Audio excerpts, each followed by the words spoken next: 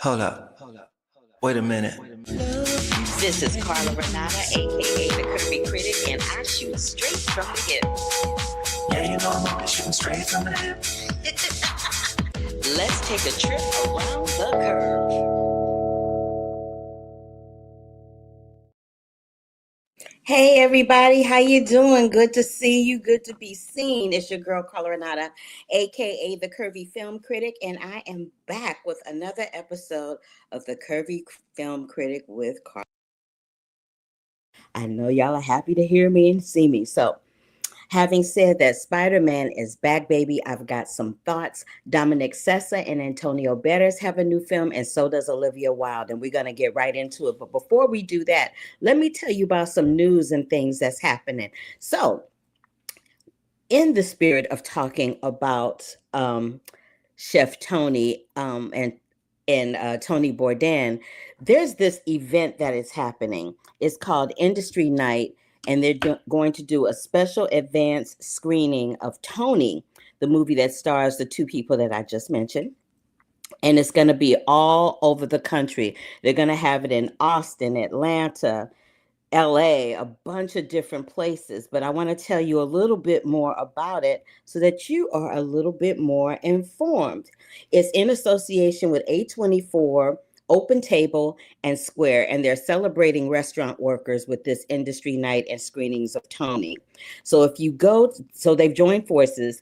They're going to offer complimentary screenings and celebrate the unsung heroes that are the backbone of the hospitality industry and culinary community: the servers, the dishwashers, the line cooks, the maitre d's, the busboys, the bar staff, front of house, back of house. And the screenings are going to take place among 25 cities. Now, here in LA, the restaurant where it will be happening in is at Momofuku's Major Domo. And the chef there is James Bailey. He's the executive chef. But I will put all of that information in my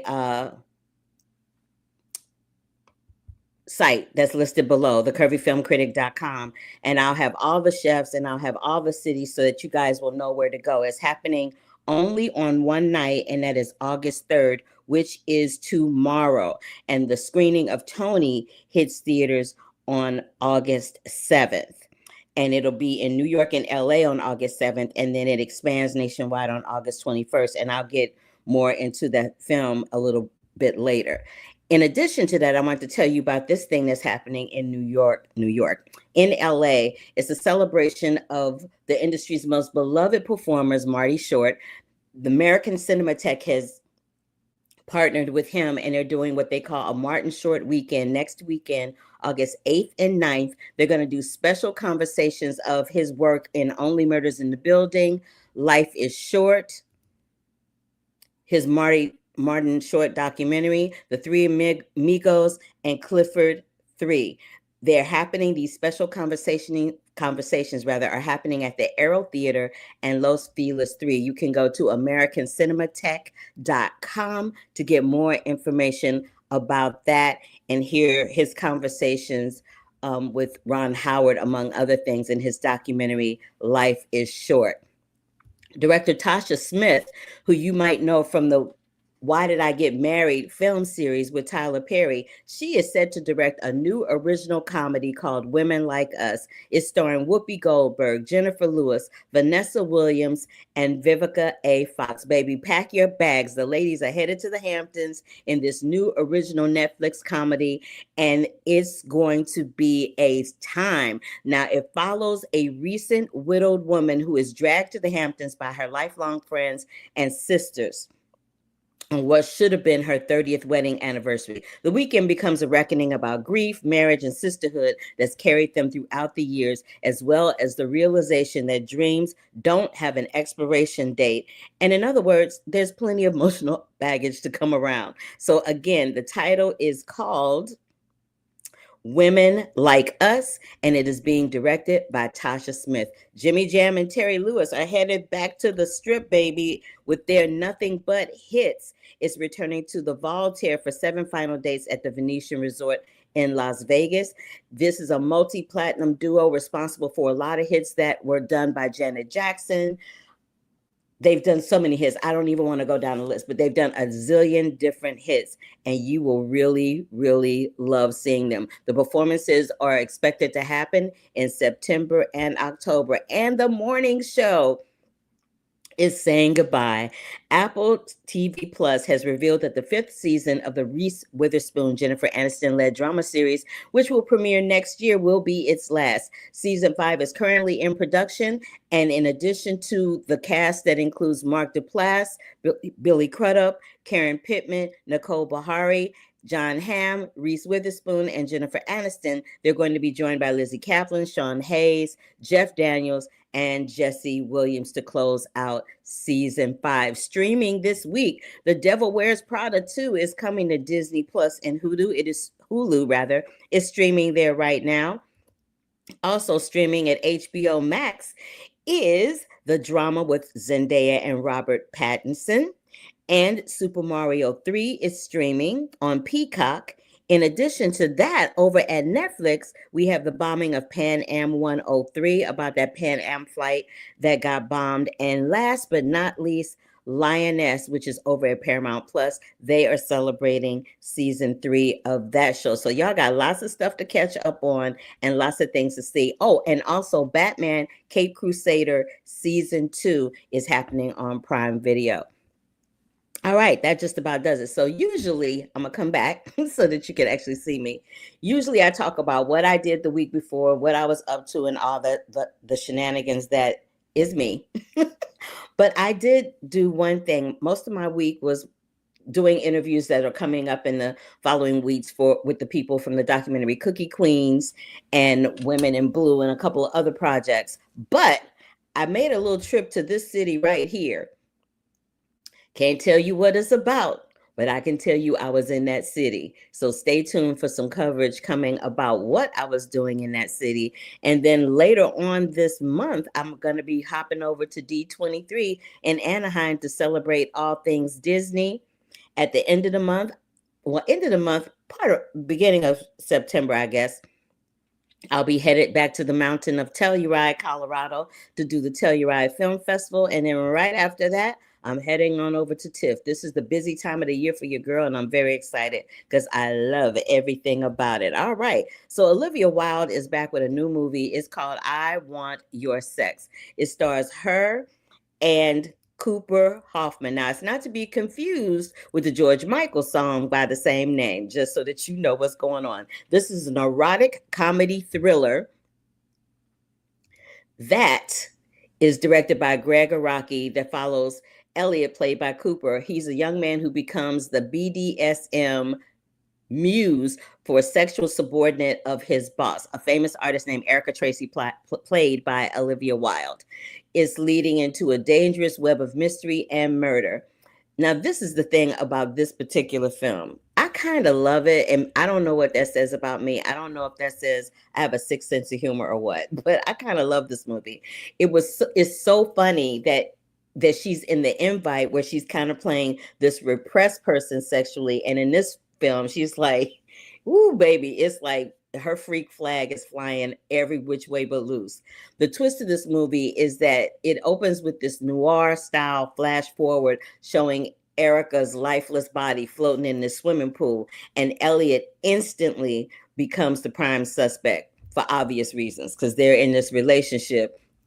And you see the flashbacks of this relationship with Erica and Elliot taking her under his wing, taking him under her wing, I meant to say, as her sexual muse and submissive partner in this BDSM dynamic. Now, it's hilarious because Olivia Wilde is hot and Cooper Hoffman is just an ordinary looking white boy. So he is living his best fantasy life. And then it's forcing him to question his boundaries to a certain extent. When you have a boss that's a woman and she's saying, do this, you have that boundary of, well, do I do what she says or am I going to get fired? So it's dealing with all of that. Charlie XCX is playing his uptight girlfriend who could care less what he's doing. And he has a really repressed roommate who's part of the LGBTQ plus community. She thinks she's open in things, but she's kind of not. The film is full of wonderfully bright colors. got some delectable sight gags. There's lots of pop culture savvy one-liners, like when Elliot says, wearing all black for a date. He's told that he looks like an assassin in a Netflix Yakuza movie. I kind of love that. This film, I loved it a lot. It speaks a lot to the workplace. It speaks a lot to the boundaries in a workplace. It speaks a lot to a lot of different things. So I was there for all of it. Later on in this episode, I'm going to get into Spider-Man: A Brand New Day. So if you are watching this after the fact, don't click out just yet. I'm going to get to it. I promise you. Yeah, so that's what's going on with that. It is called, again, I Want Your Sex with Olivia Wilde. Here's Charlie XCX playing his girlfriend. This is a picture of Olivia. I kind of love her. She is like the matrix of the mostest. And this is her and Charlie Hoffman. And then I love that Mason Gooding was in this film too, because Mason Gooding was in Booksmart, which Olivia had written and directed back in the day. So I love that she is hearkening back to people and bringing them into her world. So let's talk a little bit about Mr. Tony Bourdain. So let me tell you a little bit about him. So Tony Bourdain, you're probably like, who is Tony Bourdain? Okay, first of all, this isn't a documentary, and it's not really a biopic. It deals with a very specific time in Tony Bourdain's life prior to him becoming the Tony Bourdain that we know. It's directed by Matt Johnson. It stars Dominic Sessa. If that name sounds familiar to you, he is the young man that was the breakout star in The Holdovers with Paul Giamatti and Divine Joy. And he was just wonderful in that film. But in this film, it is a coming of age comedy drama about the early life of Anthony Bourdain, and his boss, Ciro, who was his restaurant mentor. Now you're like, who is Anthony Bourdain? Anthony Bourdain was born in New York in the 50s. He graduated from the CIA. I just love saying the CIA because I think that's funny, but it's actually the Culinary Institute of America in 1978. And he spent decades working in professional kitchens and becoming the executive chef at the Brasil La Health in France.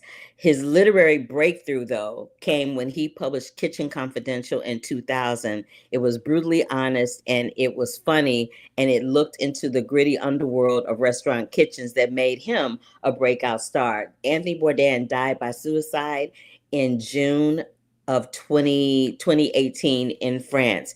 But this film doesn't harp on that. It doesn't pay any credence to that at all. It literally focuses on this one summer of Anthony Bourdain's in 1975, where he leaves New Jersey for Provincetown, Massachusetts, after missing out on a writing fellowship. He goes there to follow this classmate, Nancy, that he has a crush on. Nancy's played by Amelia Jones. And he goes there with the pretense of he's going to, Massachusetts to be this writer. He runs into this Brazilian-born chef after a really horrible night on the town. And this chef ends up showing him everything that he knows about the culinary world. And then when the restaurant catches fire and they do this clam bake that's kind of doubling as a way to make up the money that Cyril lost in losing his restaurant through the fire, some things are revealed in this really wonderful. What I loved about the way that this story was told is that it wasn't a typical biopic. It wasn't a typical, like, okay, this is how he was born. This is what his life was like. This is what his parents were like. It literally gave us a chapter of his life that actually defined what type of person and chef and culinary artist he would go on to be. I really loved the film, but more than anything else, the film does not work without Antonio Banderas and Dominic Sessa. Dominic Sessa is such a complex, gifted artist that you could turn the sound down on this movie and still know what's going on with both of them. And I thought that they made really, really good scene partners and worked well together within the confines of this story. It's in theaters right now, y'all. If you want to check it out, well, not in theaters right now. I'm sorry. I said at the beginning that it was going to be in theaters on August 7th. So on August 7th, this will hit theaters. Please do yourselves a favor and check it out. It is an A24 film. A24 is known for having some really wonderfully deep and gritty films that kind of grab you right away. All right, so now let's get into this Spider-Man Brand New Day situation, because that's what I know a lot of y'all came over here to hear what I had to say about that. So, what I will say about the first thing I'll say about Spider-Man Brand New Day is that I love that this film has, let me find my notes. This film has already grossed $355 million domestically and 927 million globally over this historic weekend. The reason I'm bringing that up is because Hollywood is notorious for saying, oh, we can't, black films don't do well in the box office. They don't do well overseas. Zendaya is literally black and one half of the starring team of this film. Not to mention Liza Colon Zayas, who is also in this film and is Afro-Cuban. So I'm gonna need Hollywood to stop saying people that are black in films, it doesn't do well domestically, because Spider-Man Brand New Day is kind of proving y'all wrong. So I had to start out with saying that. Now, having said that, what this one gets into is that Peter Parker, played by Tom Holland, he's devoted his life to protecting New York City full time as Spider-Man. But as the demands on him intensify, the pressure sparks a surprising physical evolution that threatens his existence, even as a strange new pattern of crimes gives rise to one of the most powerful threats he's ever faced. This is what I'll tell you about this film. What I really loved about it more than anything else is that it's a love story. It harkens back to what we love about Spider-Man. We love that Spider-Man is fighting crime like other superheroes do and saving lives and all that. But we really love the love story between MJ and Peter Parker. That's what we love about Spider-Man. We love that Peter Parker and MJ are a thing. And because Peter Parker and MJ in real life are Zendaya and Tom Holland, there's a special type of affection when you go to see the film. You can see when they look in each other's eyes that it's more than acting, and it's heartwarming to watch. And I kind of love that. So I love that it harkens back to the original Spider-Man. I love that the villain lines are strewn back through various characters. Now, this is going to be a little bit of a spoiler for you. So if you haven't seen it yet, don't be mad at me. I'm going to spoil it for you a little bit, but I kind of have to make the points I'm going to make. So the villain lines that are being spoken through Gwen Stacy, who's played by Sadie Sink, the villain lines are spoken through various characters, background characters in the film. So she does this thing where she's hopping in and out of bodies, right? And so when she hops into a body, it's not a star. It's not any of that. It's just a random person in the movie that's talking. There's one guy in particular that has a nice little chunk, and you'll see what I mean when you see it. But I love that they did that because it makes you focus on the storyline of the film and not focus on who's in the film. I really liked that. This is like the second or third film this year that Zendaya, John Bernthal, and Tom Holland are in. So I kind of love that. I love the MCU references with Sadie Sink as Gwen Stacy.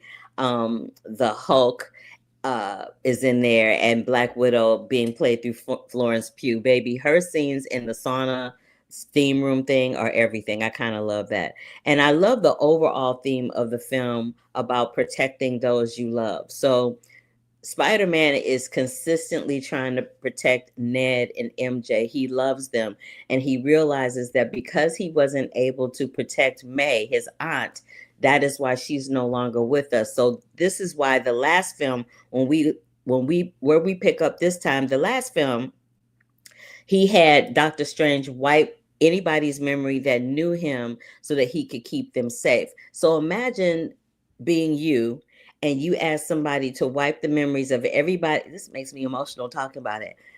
You ask somebody to wipe the memory of everybody that you love, everybody that loves you, and now you're just living in existence of loneliness. I can imagine it's probably the same type of loneliness to someone who has grown older and has lost all of their relatives and all of their friends. It's that same kind of loneliness. But this is the thing. Just because you're lonely doesn't mean you are alone. And that is the overall theme of Spider-Man Brand New Day. That's why I think it's called Brand New Day. That's one reason. The other reason is that Peter is trying to ward off this. I call it the dark passenger because I love this show called Dexter. And Dexter refers to that side of him that he can't quite control, that's a little dark, his dark passenger. And I feel like in Spider-Man Brand New Day, Peter Parker has a dark passenger that he doesn't quite know how to control, but and it's a challenge for him. So I love that storyline and how they're dealing with that. I love that when we see Spider-Man's action sequences, they are through Peter Parker's point of view. It's not just an action sequence where you're watching him fly and spin his webs and do this, and we're just watching it happen. We're watching it happen through his point of view, through his lens, through his eyes. I loved everything about that. I love that Liza Colon-Zayas is a chief of police with empathy, and her presence there brings a calm to Peter as he's navigating this new normal. I really love how that was navigated in this iteration of the film. And I love just to harken back to the dark passenger thing. I love that the whole dark passenger keeping it at bay is the same way that David Banner, who is the Hulk, tries to keep his dark passenger at bay. How Dexter tries to keep his dark passenger at bay. What I will say about Spider-Man Brand New Day is that it's a brand new day for the MCU Spider-Man franchise, because this was the best one I've seen in quite some time. It made you feel, you walked away from this film feeling, you were excited, you were just all the things. So again, Spider-Man Brand New Day is in theaters right now. If you have not seen it, go and check it out. It's only been in theaters a couple of days, and as I said, it's already made $920 million globally.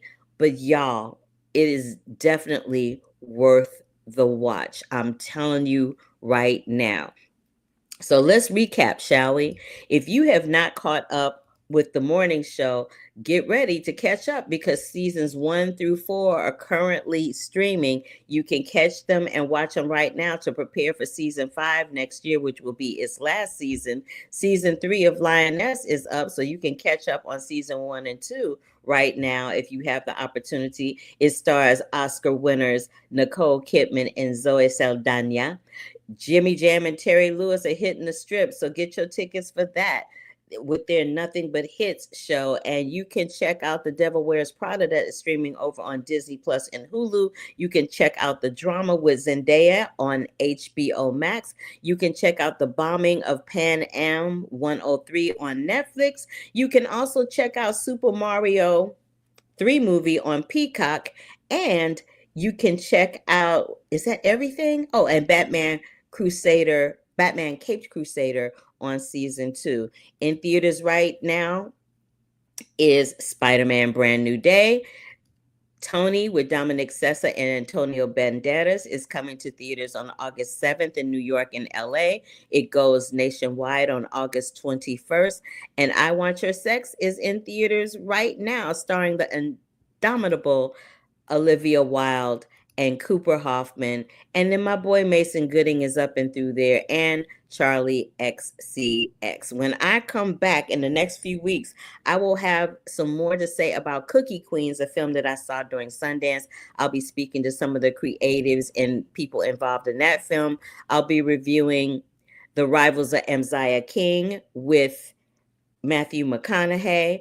I'll be talking about this film, which is coming to Netflix, called The Last House. It hits on August 7th. I didn't get a chance to see it before today. Otherwise, I'd talk about it now, but I didn't get a chance to see it. But it's Wagner Moura and Greta Lee in The Last House. It will hit Netflix on August 7th. That does it for me. If you haven't gotten tickets for D23, go over to the D23 website and try to get tickets for that. If you live in Colorado, I'll see you at Telluride. And of course, the Toronto International Film Festival is going to be hitting sooner than you think. Y'all, that was a quick and fast one, but I didn't want to leave you hanging when it came to Spider-Man. Also, go to thecurvyfilmcritic.com. I'll have all the information for you regarding Industry Night, which is happening tomorrow, one night only. It is a special advanced screening of Tony, where they are honoring all of the people in the food and beverage industry. Okay? So y'all, that's it for your girl. That was fast and furious. I'm either going to come back next week or week after next. Let me just double check real quick because I don't want to tell you the wrong thing and have y'all waiting for a sister.